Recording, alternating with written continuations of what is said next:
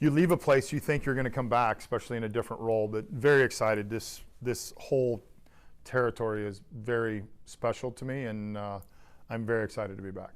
Well, yeah, because you think about it, right? You went to Pittsburgh as a first-time manager. Now you're getting a second crack, but you're doing it at a place where you're familiar with a lot of the pieces, right, and a lot of how the operation works. So that's kind of got to give you a lot of momentum. I think being familiar with the group definitely helps when you jump in. I also think in the interview process it was a little bit of a challenge because they knew a lot about me, so there was a lot of details that we talked about. I think you can have conversations right off the jump when you know someone and kind of make sure that you get what you want or you get the answers that you want. But yeah, it's exciting. I am familiar with the area. I'm so excited to be back in this ballpark. I love this ballpark. The people around here, it's one of those situations that when you leave a place, you always say, like, we're going to stay in touch. We're going to be that. This is a group of people that are still my friends, still on a text thread, still call and talk to. And I'm not talking about like in the front office level. I'm talking the clubhouse guys, the trainers, that kind of group that are really important to me. When you take over an organization, you were here before, learned from Molly, then worked with Rocco. But now when it's your clubhouse, now before you were in a position to suggest right how we go forward. Now it's yours. How does that change how you present yourself to the fans? Because before you didn't have to worry about fans, right? Bench coach, you were interviewed a couple times, but you weren't considered the face of the franchise. Right. How does things change when you change chairs? Well, I don't think you want to change who you are or how you communicate. That's the most important thing. So I want to be authentic to who I am. I do think the fact that I was able to do it previously, you learn a lot about yourself. You learn about how you would not do things, how you should communicate, what the levels of responsibility are. Because you don't know until you sit in the chair that is that expectation that the fans have. Because before, if you're one of the coaches, you're not the person that's ultimately responsible. And I don't take that lightly. I take that with great pride.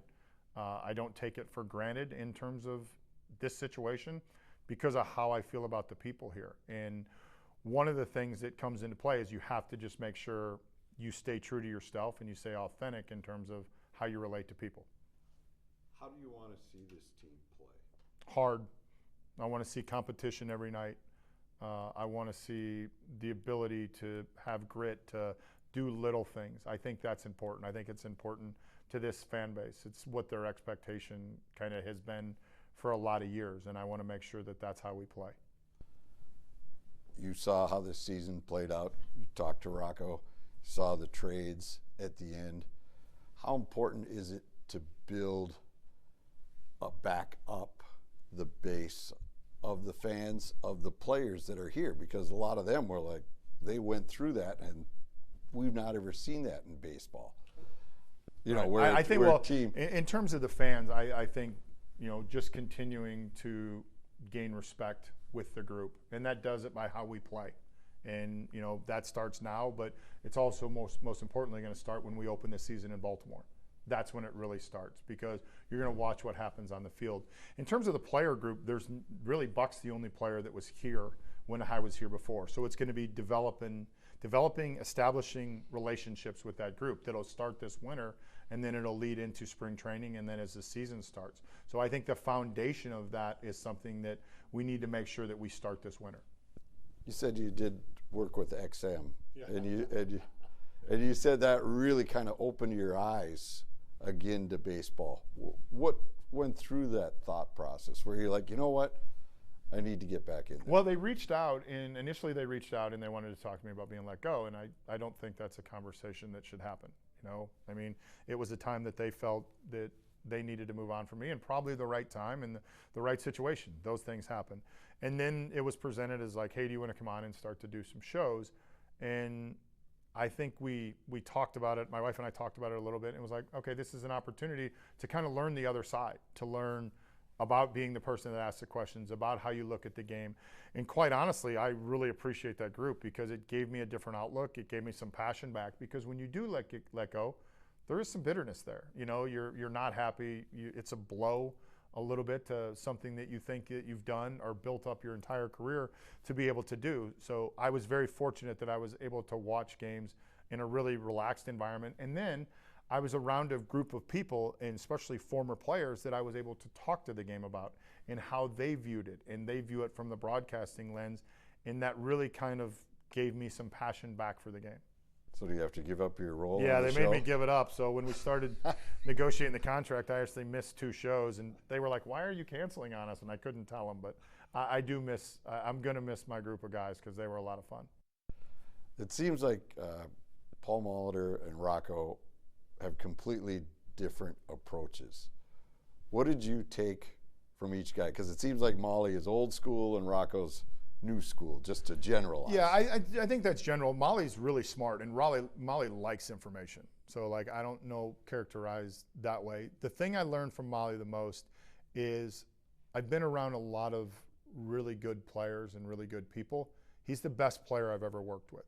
And what I mean by that is the player. So, like, being able to look at that and looking the attention to detail, and you realize, like, my God, I realized why he was such a good player, that nothing went, you know, unnoticed. The fact that he would do his own prep work on base running, to listen to him talk about base running. We're talking about one of the greatest players in the history of the game. I mean, he's got a plaque in Cooperstown, and little things were really important to him. So I learned that, like, right off the jump. And like I said, one of the most intimidating times of my life was sitting in that office in there and interviewing with Paul Molitor, a guy that I grew up watching, and him asking me questions about being the person that sits next to him. So I learned that right off the start from him. And then with Rocco, just the humility. I mean, Rocco was a really good player that's career ended because of injuries, but the humility that he showed towards everyone around him was a really good learning experience for me. Would you ever consider either one being on your staff? I don't think right now that would happen, but I do know the fact that Molly's here. His ear is going to get leaned on. I've already talked to him, you know, in the interim. I'm sure I'll talk to him at some point this week, because he's someone that, you know, carries a very special place in my heart, and he also is a resource for me in terms of, you know, what baseball looks like. In terms of Rock's going to be fine. I don't think he's coming back anytime soon, but he's a good baseball guy, and he's going to land on his feet. All right, it's kind of a tough question, but you know, Pittsburgh, it didn't turn out the way you wanted. Team didn't get to where everybody hoped it did. Right. Why do you feel that this is going to work in round 2? Because the Twins and Pirates are kind of in the same boat right now as far as having to rely on just young guys. Yeah, I think the relying on young guys portion, every team in this market, these markets, are going to have to rely on young guys. They're going to have to learn on development. I don't see this as being similar. When I went to Pittsburgh, we were in a way different place than we are here in Minnesota. I think the biggest answer to that question is you learn through experiences, you learn through adversity. Adversity is your best teacher. And I had some adversity, and I'm going to learn from the tough moments there in terms of how we get the Twins back to where we want to be. How did you? What things that kind of, you spent the time on XM, and you said you were watching games differently. What kind of things did you pull out of there and you go, all right, if I push this button, then I'm obviously, you can't get into specifics because every scenario is different, but what kind of things do you see differently now, or you're excited to try with this group? Well, I think, you look back at the World Series and just look at how the game, the game was scripted in one way and kind of took a path the other way. And when you watch a lot of games, and I watched more games this year than I have probably at any point in my life, and going back to when I was in college, because of the fact of doing XM, and you're not just focusing on either your team or the team you're playing next, I was able to watch a bunch of different managers in terms of how they manage the game, the way they went about it, when they made decisions, when they didn't make decisions. And then when you don't have a job, you're able to call your friends and say, why did you make that decision? Why did you do this? And you start to learn other people's process, because when you're managing a team, they're not telling you that. But when you're doing XM radio, they'll be like, yeah, we did this for this reason and that. you get experience from watching what happens. So not only did I get the experience from the 5+ years of managing in Pittsburgh, but then I got the experience of watching games from the other side and being able to ask questions. What is it about baseball that it's become your life? Why is this game just consumed you, or you consume it as much as you can? I think that goes back to my dad. You know, my dad was a high school coach. He was a high school teacher. It was something that we did, and it became like part of our identity. And then once I went through college and had the short playing career, I think it's the only thing I know. It's the only thing that I'm really passionate about. And I think what you find out is when you have something that you really love that much, and then it kind of permeates through your whole family, it becomes a little bit of your identity. And I think that's why in May it was so hard to have to step away from it. And it's why being able to watch all those games, it kind of rejuvenated that love that you have for it as a kid. The Bomba Squad. Still have the bat. I still have the bat. How crazy was that season, what those players did, and how was that to try to keep that from consuming them?